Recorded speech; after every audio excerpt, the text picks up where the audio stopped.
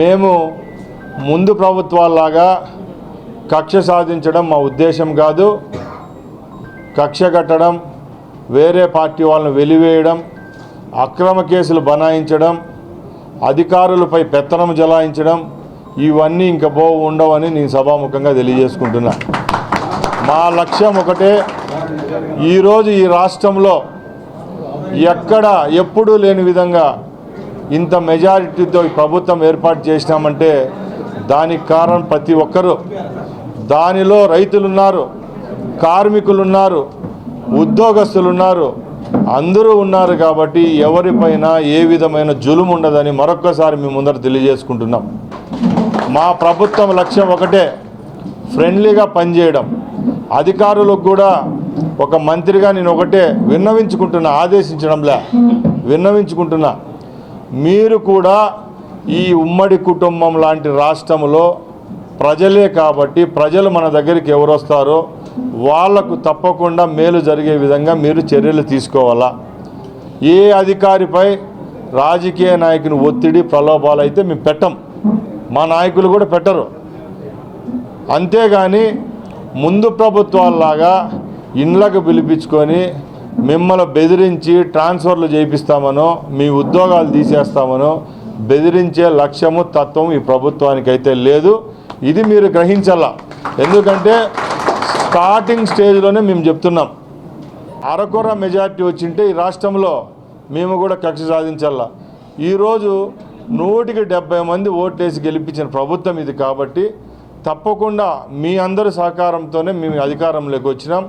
మీరందరూ ప్రజలకు సేవ చేస్తే మీకు ఏ విధమైన డిమాండ్లు ఉన్నా ఈ రాష్ట్ర ప్రభుత్వం నుంచి ఏ విధమైన అవకాశాలు ఉన్నా కూడా రాజకీయ పరంగా మా ప్రభుత్వం మేము పనిచేసే దానికి సిద్ధంగా ఉన్నామని మరొక్కసారి అధికారులు నేను ఇక్కడ అడుగుతున్నా. అలాగే ఈరోజు ఈ మీటింగ్ విషయానికి వస్తే చాలా బాధగా ఉంది. మొట్టమొదటిగా ఈ అన్నమయ్య జిల్లా ఏర్పాటైన తర్వాత, ఈ నియోజకవర్గం ఏర్పాటు అయిన తర్వాత రాయచోటి ప్రజల ఓట్లతో గెలిచిన ఎమ్మెల్యే నేను. ఏ ముఖ్యమంత్రి ఏ ప్రభుత్వంలో ఇవ్వని అవకాశం చంద్రబాబు నాయుడు గారు ఈ నియోజకవర్గానికి ఇవ్వడం జరిగింది. నేను ఒకటే చెప్తున్నా, ఇది నా మీద పెట్టిన గౌరవం కాదు, నా మీద చూపిన అభిమానం కాదు, కేవలం ఈ ఘనత రాయచోటి ప్రజలకు దక్కుతుందని మీ అందరి ముందర తెలియజేసుకుంటున్నా. అలాగే ఈ మండల సర్వసభ్య సమావేశంలో నేను ఒకటి చెప్పదలుచుకున్నా, గత ప్రభుత్వాల్లో ఏమీ పని లేకున్నా కూడా మండలం ఆఫీసులకు వచ్చి మండల మీటింగ్ అంటే అధికారులపై పెత్తనం జలాయించి వాళ్ళను దుర్భాషలాడిన ప్రజాప్రతినిధులు ఈ సంబేపల్లికి చెందిన వాళ్ళు ఈరోజు ఎక్కడికి పోయారని అడుగుతున్నా. ఇక్కడ దొంగగా నామినేషన్లు వేసి ఎదుటివారి నామినేషన్ పత్రాలు దించి ఎంపీటీసీలుగా జెడ్పీటీసీలుగా గెలిచిన ఆ ప్రభుత్వాలకు సిగ్గు శరం ఉందా అని అడుగుతున్నా. ఈరోజు ఈ మీటింగ్ రాంప్రసాద్ రెడ్డి సొంత మీటింగ్ కాదు, ఈ మీటింగు సంబేపల్లి మండల ప్రజల యొక్క అభివృద్ధి గురించి, వాళ్ళ యొక్క రేపు రాబోయే కాలంలో వాళ్ళకి ఏమైతే మనం పని చేస్తామో చేయబోతామో దాని గురించి అధికారులతో చర్చించే మీటింగ్ ఇది. అలాంటి మీటింగ్కు సిగ్గు ఎగ్గు లేకుండా ఈ మీటింగ్కు రాకుండా ఇంట్లో దాక్కున్న ప్రజాప్రతినిధులు ఒకటే చెప్తున్నా, ప్రభుత్వం ఏ పార్టీ వాళ్ళు ఏర్పాటు చేసినా ప్రజాప్రతినిధులుగా మీరు ఉన్నారు కాబట్టి మనం ఎన్నుకున్న ప్రజలకు గౌరవించి ఇలాంటి మీటింగులకు రాబోయే కాలంలో కూడా మీరు రావాలా.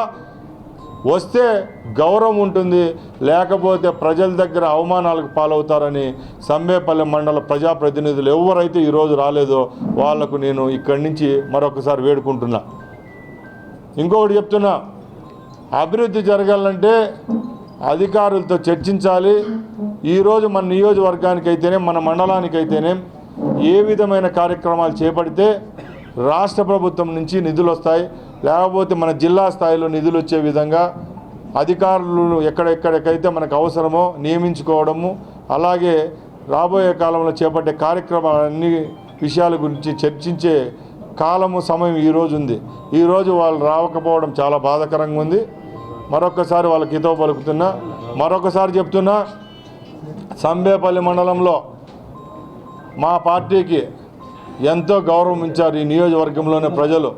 వాళ్ళ రుణము తీర్చుకునేదానికి 5 సంవత్సరాలు మాకు ఆ దేవుడు అవకాశం ఇచ్చినాడు. కాబట్టి తప్పకుండా అధికారులతో అందరితో సమన్వయంతో పని చేసుకొని ఈ మండలాన్ని అభివృద్ధి పదంలో నడిపించేదానికి మా ప్రభుత్వం అయితేనే, మంత్రిగా నేనైతేనే సిద్ధంగా ఉన్నానని తెలియజేసుకుంటూ సెలవు తీసుకుంటున్నా.